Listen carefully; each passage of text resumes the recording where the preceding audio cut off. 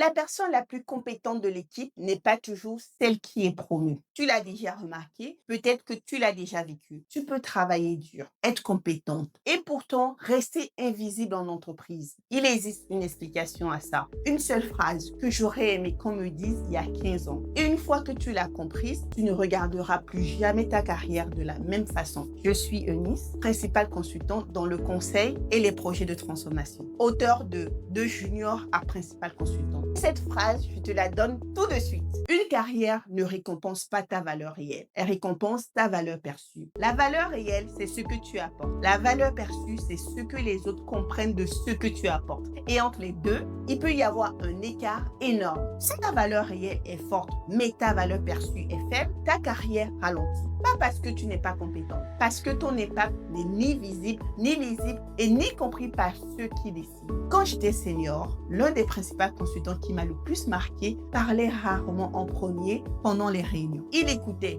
prenait des notes, observait. Puis lorsque tout le monde avait parlé, il résumait la situation en quelques phrases. Tout devenait plus clair. Les risques, les options et les prochaines étapes. Ce jour-là, j'ai compris qu'on ne mesure pas sa contribution au volume de ce que l'on dit, mais à la clarté que l'on crée. Regarde deux personnes qui travaillent autant. La première exécute, corrige, absorbe les urgences. Elle est utile, elle est appréciée, mais son impact reste invisible. La deuxième travaille autant, mais elle structure ses sujets, clarifie les enjeux, rend ses résultats lisibles. Elle ne travaille pas plus, elle travaille de manière plus stratégique. Et c'est cette différence qui change la trajectoire. Toutes les heures de travail ne se valent pas. Il y a des heures qui te font progresser et des heures qui t'épuisent sans te faire grandir. Alors, comment on augmente sa valeur perçue sans se vanter, sans jouer un rôle? 4 leviers.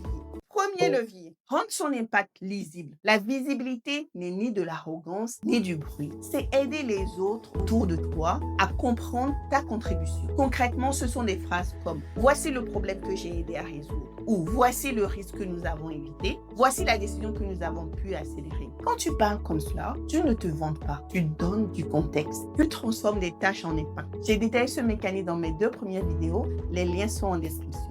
Deuxième levier, l'intention. Sans intention, on devient très compétent dans des sujets qu'on n'a pas choisis.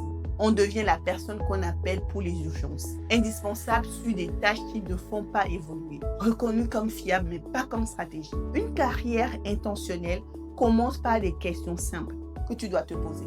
Qu'est-ce que je veux apprendre cette année? Quel niveau est-ce que je vise? Quel sujet dois-je arrêter d'accepter automatiquement? Oui, il faut savoir renoncer. Ces questions changent ton regard. Tu ne vois plus ton agenda, mais tu vois ta trajectoire de carrière.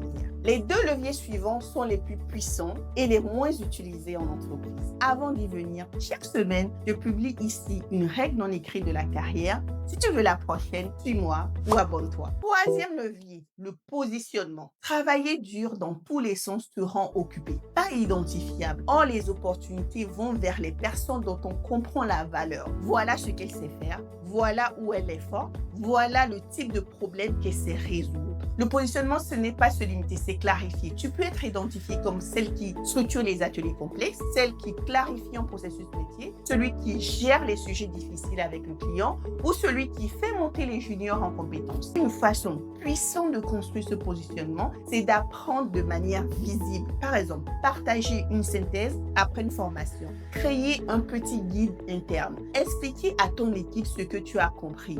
Tu ne montres pas que tu apprends, tu montres que ton apprentissage crée de la valeur autour de toi. La personne sérieuse qui travaille beaucoup ne suffit pas. C'est positif, mais ce n'est pas suffisant. Il faut devenir la personne que l'on associe à une valeur précise. 4e levier, le plus négligé, provoquer les conversations de carrière. Beaucoup travaillent dur en espérant que leur évolution sera évidente, mais ton ambition doit être exprimée avec intelligence, avec préparation, pas de « je veux être promu tous les mois ». Des conversations régulières sur ta trajectoire. Tu peux dire « voici le type de mission que j'aimerais prendre à moyen terme. Voici le niveau que je vise. Qu'est-ce qui est attendu pour y arriver? Quel comportement devrais-je démontrer pour être considérée prête pour le prochain niveau. Ces conversations permettent à ton environnement de comprendre où tu veux aller. C'est un signal fort et à toi de savoir si tes efforts construisent réellement la trajectoire que tu veux. Sans elles, tu peux travailler dur très longtemps sans que personne ne le sache. Le piège de la semaine, comme dans le livre de Julien Principal, vouloir augmenter sa valeur perçue en faisant plus. Ce n'est pas une question de volume, c'est une question de lisibilité. Ton action de la semaine.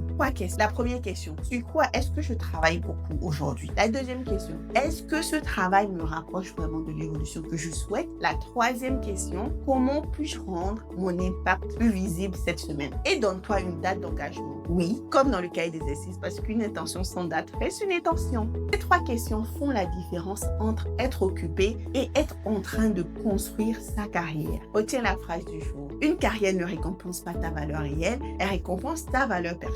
Ton travail, c'est de fermer l'écart entre les deux, avec de la lisibilité, de l'intention, un positionnement clair et des conversations de carrière. Ce n'est pas devenir calculateur, c'est prendre sa carrière au sérieux. Ton auto-évaluation t'attend en commentaire. Ce qui te manque le plus aujourd'hui, la visibilité, la direction, le positionnement ou la conversation de carrière. Je lis tout. Et la semaine prochaine, nous allons traiter de ce terme. Toutes les missions ne se valent pas. Comment reconnaître celle qui accélère vraiment une carrière? Ta carrière ne se construit pas par hasard.